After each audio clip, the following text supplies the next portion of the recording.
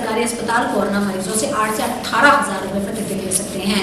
जब इस संबंध में सीएमओ विजय दहिया से बातचीत की गई तो उन्होंने बताया कि सरकार द्वारा शुल्क निर्धारित किया गया है जो कि 8,000 से 18,000 रुपए प्रतिदिन है।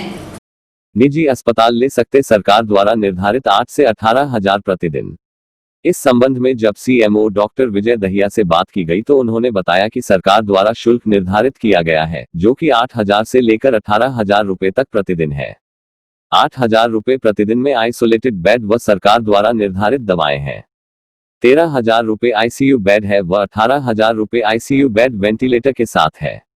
उनका कहना है कि इससे अधिक कोई शुल्क नहीं ले सकता। उन्होंने बताया कि इस संबंध में उन्होंने सोमवार को ही सभी गैर सरकार अस्पताल के डॉक्टरों को दिशा निर्देश जारी किए हैं कि वे सरकार द्वारा निर्धारित शुल्क ही मरीज से लेंगे। इसके अतिरिक्त यदि कोई सुविधा मरीज को चाहिए तो उसे पहले बताएंगे कि इस सुविधा के लिए उसे अतिरिक्त शुल्क देना होगा। उन्होंने कहा कि सभी गैर सरकारी अस्पताल में जो कोरोना के पैनल पर है को यह भी दिशा निर्देश दिए गए हैं कि वे सरकार द्वारा निर्धारित शुल्क की सूची अस्पताल में डिस्प्ले करेंगे ताकि मरीज उसे देखकर अपना निर्णय ले सके। डॉक्टर विजय दहिया का कहना है कि न तो किसी अस्पताल प्रबंधन के साथ नाजायज होना चाहिए और न ही किसी मरीज के साथ। अस्पताल प्रशासन यदि चाहे तो मरीज की हालत देखकर उसके बिल में भी कुछ रियायत कर सकता है। यह अस्पताल प्रशासन पर निर्भर करता है, लेकिन इतना तय है कि सरकार द्वारा निर्धारित पैसों से अतिरिक्त नहीं ले सकते। यदि विशेष प्रकार की दवाओं व इंजेक्शन की जरूरत पड़ती है तो उसका शुल्क भी अलग से है जो अस्पताल प्रशासन ले सकता है। डॉक्टर साहब, कोरोना के जो पेशेंट्स हैं हमारे ज़िला के अंदर, तो हम देख रहे हैं कि सरकार के द्वारा या प्रशासन के द्वारा भी उनको ट्रीटमेंट दिया जा रहा है गवर्नमेंट हॉस्पिटल्स में, चाहे वो छछरौली में है या यमुनानगर में है। लेकिन उसके साथ साथ जो निर्धारित सरकार के द्वारा निजी अस्पताल किए गए हैं तो उनमें भी लोग जा रहे हैं वहाँ पर। लेकिन एक बड़ी असमंजस की जो स्थिति इस समय सामने आ रही है, लोगों के आरोप भी हैं इस तरह के कि उनको निजी अस्पतालों में लूटा जा रहा है। और लेकिन कहीं ना कहीं हम देखते हैं कि वो भी जो सरकार की गाइडलाइन है उसका भी पालन कर रहे हैं निजी अस्पताल। तो ये जो दोनों स्थितियां हैं, ये इसमें क्या है, इसको थोड़ा क्लियर कीजिए। देखिए, जो भी कोविड पॉजिटिव पेशेंट्स हैं उनका जो ट्रीटमेंट है सरकारी क्षेत्र में वो बिल्कुल निःशुल्क है।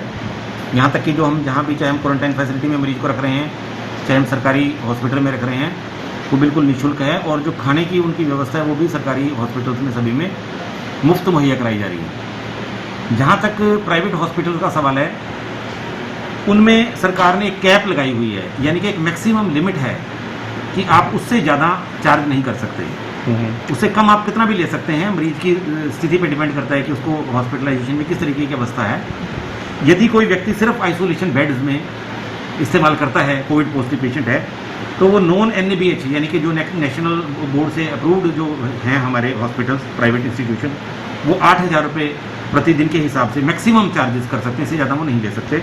इसी तरह से ICU बेड अगर इस्तेमाल होता है तो उसका विदाउट वेंटिलेटर जो उसमें 13,000 रुपये प्रतिदिन के हिसाब से ज़्यादा नहीं ले सकते। और ICU विद वेंटिलेटर यदि है तो उसमें मैक्सिमम जो ये सीलिंग है ये 15,000 रुपये की है।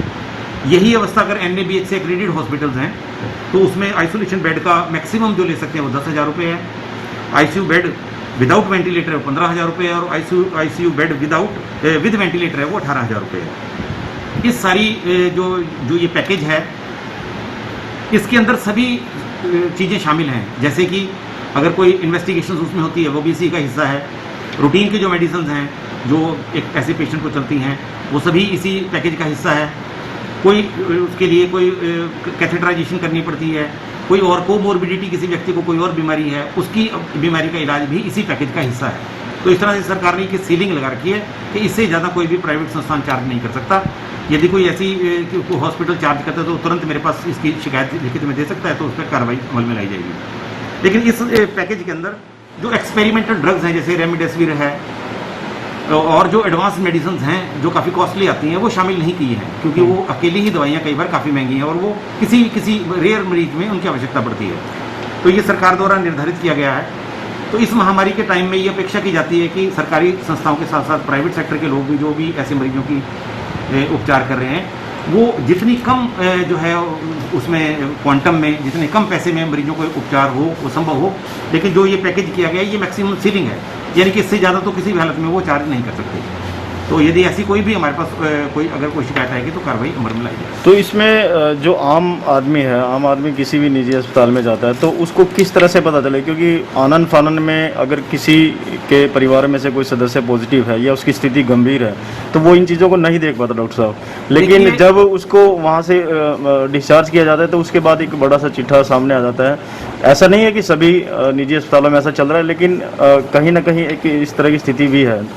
देखिए, पहली बात तो जब भी कहीं हॉस्पिटल में आप जाते हो, चाहे वो सरकारी क्षेत्र में जाते हैं, प्राइवेट क्षेत्र में जाते हैं, मरीज को जब सरकारी में तो ये उसका सवाल ही नहीं होता, क्योंकि सरकार में तो सभी सुविधाएं निःशुल्क हैं। प्राइवेट क्षेत्र के हॉस्पिटल में जब भी आप जाते हो तो ये आपकी जिम्मेदारी बनती है कि वहाँ जो भी हॉस्पिटल है उनसे पहले इस बात को स्पष्ट कर लें कि यदि इस तरीके की अवस्था में हमारे से कितने चार्जेस किएंगे। मैंने आज जो प्राइवेट जो भी कोविड के अप्रूव्ड हॉस्पिटल हैं उनको दिशा निर्देश भी जारी किए हैं कि वो सभी अपने अपने हॉस्पिटल में रेट लिस्ट भी लगा कर रखेंगे और वो मरीज को बताएंगे भी कि वो कितने अमाउंट उसकी पर डे के हिसाब से या जो भी है उनका जो सरकार की सीलिंग है उसके हिसाब से चार्ज करेंगे।